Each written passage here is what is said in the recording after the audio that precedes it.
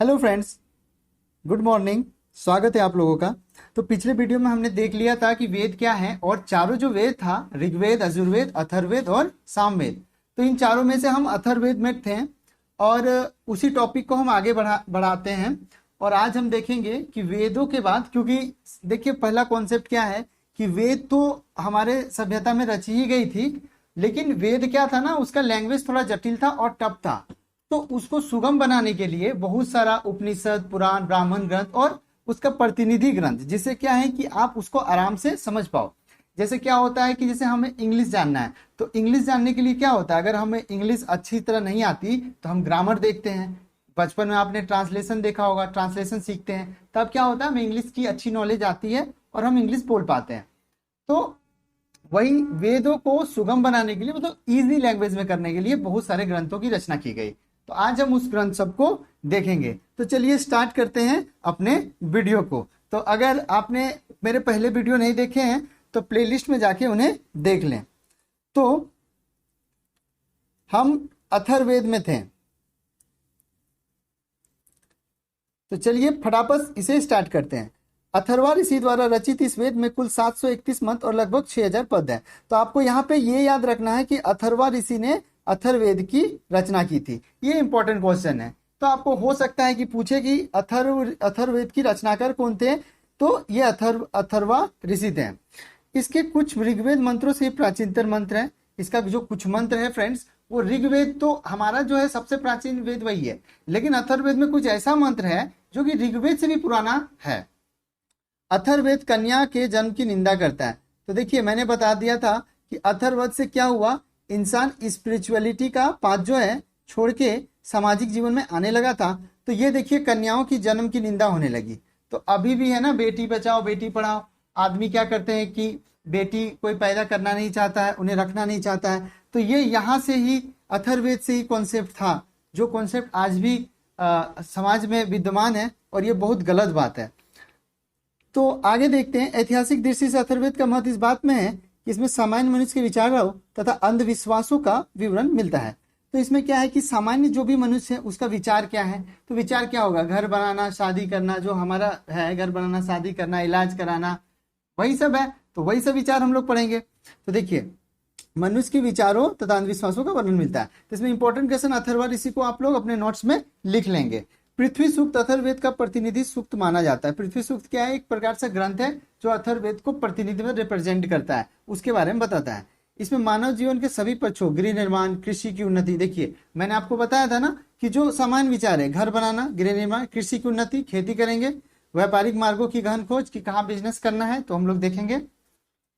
रोग निवारण, मेडिकल, समन्वय, विवाह मतलब शादी ब्याह जो भी है, राजभक्ति, राजा का चुनाव, वो आज भी होता है लोकतंत्र में, जैसे हम लोग अलग अलग पार्टियों को वोट देते हैं, चुनते हैं। और है बहुत से वनस्पतियों एवं औषधि, सांप, वशीकरण, मातृ महामत का विवरण भी दिया गया है। तो ये सब आपको याद रख लेना है। तो ये सब जो भी आपको याद रखने के लिए क्या करना है, सब हमारा ही है। या हम लोग कृषि करते हैं, घर बनाते हैं, व्यापारिक खोज करते हैं, विवाह करते हैं, राजा मतलब अपने नेता का चुनाव भी करते हैं, तो सब हम ही लोग से है, कंसल्ट है। तो अथर्ववेद में जितना भी सामाजिक जीवन का बात है वो सब दिया गया था। कुछ मंत्रों में जादू टोने का वर्णन है, इसको याद रखिएगा क्योंकि एग्जाम में पूछा जाता है कि कौन सा, एक अथर्वा हो गया और एक ये जादू टोने का वर्णन है। तो इसमें पूछा जाता है कि किस वेद में, आखिर किस वेद में आपको जादू टोने का वर्णन है, तो अथर्ववेद में है। अब आगे देखते हैं। अथर्ववेद में परिक्षेत्र को कुरुओं का राजा कहा गया है तथा कुरु देश की समृद्धि का अच्छा चित्रण मिलता है। अब देखिए ये कुरुओं के राजा किसको कहा गया है, कुरुओं के राजा अथर्ववेद में परीक्षित को कहा गया। और कुरु वही कौरव, कौरव जो थे ना, वही कौरव से बना है क्या, कुरु। तो कौरव तो हार गए थे, अंत में पांडव जीते थे। और पांडव ने जब राज त्याग कर दिया तो फिर उनका जो पुत्र था परीक्षित, ये एक्चुअली जो परीक्षित है वो अभिमन्यु का पुत्र है ना। अगर आप लोग महाभारत में इंटरेस्टेड होंगे तो मैं थोड़ा सा बता देता हूं आपको। उसमें क्या था कि अंत में अश्वत्थामा ने ब्रह्मास्त्र चलाया था, है ना, और वो बोला था कि जाके पांडवों के वंश का नाश कर दो। तो वही ब्रह्मास्त्र जो अभिमन्यु की पत्नी थी उत्तरा, तो अभिमन्यु की पत्नी के गर्भ में लगी थी। तो बालक तो मर गया था, लेकिन भगवान श्री कृष्ण ने बोला था कि मैं अपने पूरे जीवन का पुण्यों को त्याग करता हूं, लेकिन इस बालक को जिला दो। तो यही था परीक्षित, मतलब दूसरे की इच्छा से जीवित था। तो चलिए आगे देखते हैं।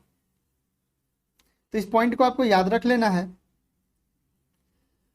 अब इसमें सभा एवं समिति को प्रजापति की दो पुत्रियां कहा गया। अब यहाँ सभा और समिति क्या है, देखिए उस समय क्या था कि ब्रह्मा जो जी, हमारे जो ब्रह्मा जी थे, उनका एक मानस पुत्र था, मतलब पुत्र ही समझ लीजिए, वो था प्रजापति। ठीक है, प्रजापति दक्ष, नाम तो सुना होगा आपने। तो इसमें दो है, एक है सभा और एक है समिति। तो ये दोनों इनकी पुत्रियां कहा जाता है इन्हें।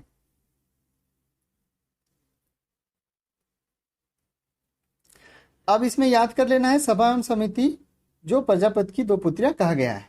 अब देखिए, अब वेद का है ना बहुत सारा, मतलब मैंने आपको बताया था कि वेद बहुत टफ है, तो उसको आराम से पढ़ने के लिए हम लोग क्या किए ना, थोड़ा डिस्ट्रीब्यूट कर लिए, थोड़ा सा अलग अलग भाग में बांट लिए, थोड़ा कोई उसके कॉन्सेप्ट को अलग अलग बुक में बताया गया है, तो वो सब बुक को हम पढ़ेंगे। तो वेदों को भी कई शाखाएं जो वैदिक अध्ययन और व्याख्या से जुड़े विभिन्न दृष्टिकोणों का प्रतिनिधित्व करती है। इसमें बताया गया है कि जो वेद है उसकी कई शाखाएं, जिससे क्या होगा, वैदिक अध्ययन भी करेंगे और उसका दृष्टिकोण क्या है, मतलब किस वेद का क्या चीज है, क्या कॉन्सेप्ट है, वो बताएगा। सबसे पहले साकल शाखा ऋग्वेद से जुड़ी एकमात्र जीवित शाखा है। तो ये फ्रेंड्स साकल शाखा, ये आपको याद रख लेना है, साकल शाखा। साकल शाखा क्या है, ऋग्वेद से जुड़ा हुआ एकमात्र है। अब अजुर्वेद को देखिए, अजुर्वेद को दो भाग में बांट दिया गया है। अजुर्वेद को शुक्ल अजुर्वेद और कृष्ण अजुर्वेद। यहाँ देखिए ये इंपॉर्टेंट क्वेश्चन आएगा कि अजुर्वेद को कितना भागों में बांटा गया है, क्योंकि देखिए एग्जाम में जो पूछा जाता है, जनरल पूछा जाता है, उसे मैं आपको पॉइंट कराऊंगा, है ना। तो यजुर्वेद को शुक्ल यजुर्वेद और कृष्ण यजुर्वेद दो भाग में बांटा गया है। और माध्यनिंद और कानव शुक्ल यजुर्वेद अथवा वाजसनेयी संहिता की शाखा है। देखिए इसमें एक इंपॉर्टेंट क्वेश्चन क्या होगा कि शुक्ल यजुर्वेद को कितने भागों में बांटा गया, तो दो भागों में। अब शुक्ल यजुर्वेद का दूसरा नाम क्या है, तो वाजसनेयी संहिता, ये भी इंपॉर्टेंट है। यहां से आपको दो क्वेश्चन है कि शुक्ल यजुर्वेद का दूसरा नाम क्या है। तो आप ऐसे समझ लो कि यजुर्वेद को क्या है, हर दुनिया में क्या होता है अभी भी, क्या है कि ये फेयर चीज है, ये ब्लैक चीज है, ऐसे होता है ना डिवाइड थोड़ा सा। तो सिंपल है, एक शुक्ल मतलब थोड़ा चमकीला, और तुम्हारा कृष्ण मतलब क्या, काला।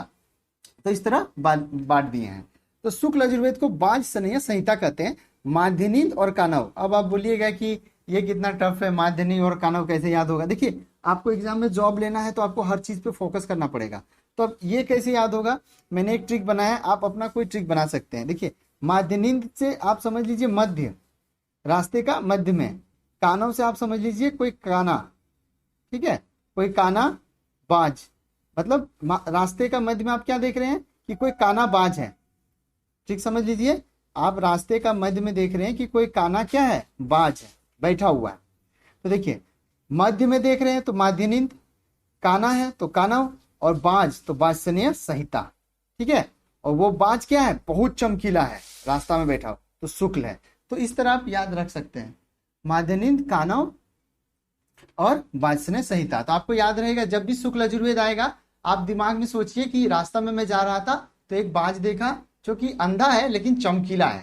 तो देखिए हमारे माइंड को क्या होता है ना, उल्टा पुल्टा चीज याद रहता है।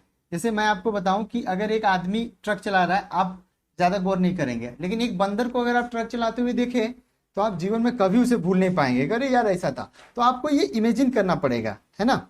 तो अब चलिए आगे चलते हैं हम लोग। तो ट्रिक मैंने बता दिया। अब है कृष्ण यजुर्वेद से जुड़ी शाखाएं काठक, कनिष्ठल, मैत्रानी और तैत्तिरीय है। देखिए यहाँ पे जो कृष्ण यजुर्वेद है, तो आपको यहाँ दिमाग लगाना है क्या, भगवान कृष्ण। तो भगवान कृष्ण क्या थे, सबको मित्र बनाते थे, और 33 करोड़ देवी देवताओं का वास, जब उन्होंने अपना विराट रूप दिखाया था तो सारे देवी देवताएं उसमें थे। और ये क से काठक और क से कनिष्ठल, तो ये चार हो गया ना कृष्ण यजुर्वेद का। जैसे कृष्ण आएगा आपको भगवान श्री कृष्ण का याद रखना है। तो आपको जानना है कि भगवान श्री सबको मित्र सखा, यहाँ तक को सबको मित्र सखा बोलते थे, अर्जुन हो या द्रौपदी हो समथिंग। और 33 करोड़ देवी देवताओं का वास है, तो तैत्तिरीय हो गया, मित्र से मैत्रायनी हो गया, और 33 करोड़ देव से तैत्तिरीय हो गया, और क से काठक, क से कनिष्ठल। ऐसे आपको याद रख लेना है। ऐसे आप और ज्यादा लंबा सोच सकते हो, तो काठक मतलब काठ, लकड़ी, लकड़ी के रथ पे वो जाते थे। तो चलिए अब हम लोग आगे बढ़ते हैं।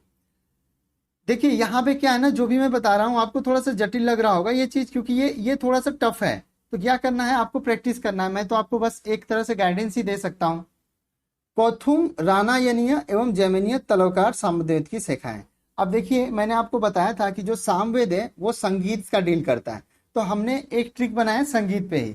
ये देखिए, यहाँ से राना, यहाँ से जी, थुम और कर। देखिए, राना जी थुम कर, मतलब राणा जी ठुमक कर नाचे।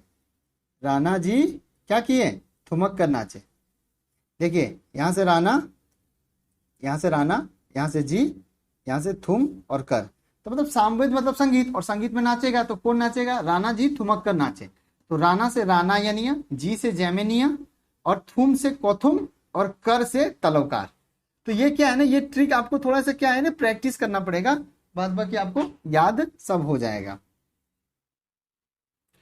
अब अथर्ववेद की शाखाएं शौनक और पिप्लाद है। तो मैंने बताया था कि अथर्ववेद जो है घर गृहस्थी और समान विचारधारा से। तो समान विचारधारा में देखिए, हम लोग बच्चों का नाम दे देते हैं ना, रौनक, किसी के बेटे का नाम होता है रौनक।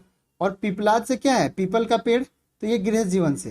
तो ये इसमें 4 कॉन्सेप्ट आपको याद हो गया होगा। हालांकि थोड़ा सा टफ है, लेकिन जब मैं लुसेंट पढ़ा रहा हूँ तो मैं किसी पॉइंट को छोड़ूंगा नहीं, क्योंकि एग्जाम में 1 नंबर भी बहुत इंपॉर्टेंट ले लेता है। और यही जो टफ चीज है, जो ये आप अभी देख रहे हो, ये किसी को ये नहीं होता है। वेद 4 है, सामवेद में संगीत है, जादू टोना अथर्ववेद, ये तो सबको पता है। लेकिन ये जो मेन चीज है यहाँ पे, यहाँ से आपको रिजल्ट हो सकता है। तो आप टॉप चीज को भी ना क्लच करेंगे।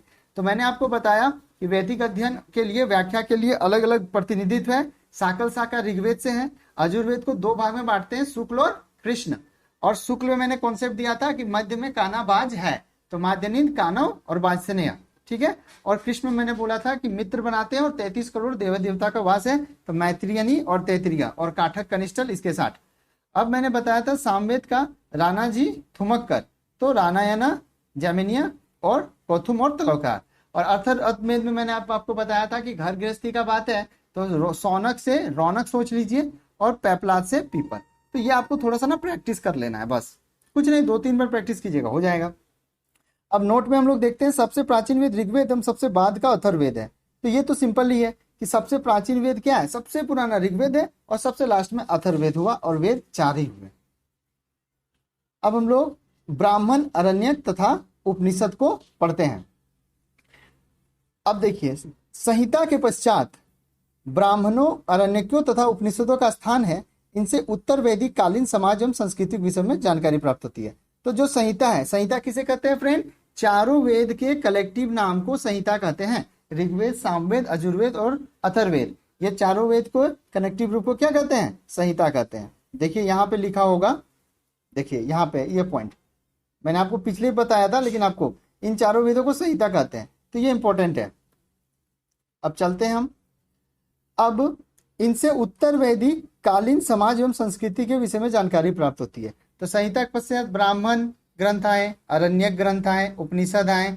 अब इन तीनों के बारे में ना थोड़ा थोड़ा आपको पढ़ना है, आखिर ब्राह्मण ग्रंथ क्या है, अरण्यक किसको बोलते हैं, उपनिषद क्या है। तो देखिए, मैं थोड़ा सा बता देता हूं ताकि आपको आगे अभी आसान पड़े। थोड़ा सा कॉन्सेप्ट मैं आपको बता देता हूं। तो देखिए, जो ब्राह्मण ग्रंथ है वो ऐसा ग्रंथ है जो कि वेदों को आराम से समझने के लिए लिखा गया है। क्योंकि वेद क्या था ना, बहुत ज्यादा जटिल था। तो वेद तो भाई ऐसा माना जाता है परमात्मा का देन है, तो उस लेवल का माइंड भी होना चाहिए, और बहुत जटिल था। तो उसके लिए ब्राह्मण ग्रंथों की रचना हुई। अरण्यक क्या है, अरण्यक है ऐसा ग्रंथ जिसका हम लोग रचना कहाँ किए हैं, जंगल में। प्राचीन काल में क्या था, बहुत ज्यादा जंगल था, तो जंगल में ही सब रहते थे, और वहीं पे उस अरण्यक का मतलब ऐसा ग्रंथ जिसे हम जंगल में लिखे, जिसका रचना जंगल में हो, उसे अरण्यक कहते हैं।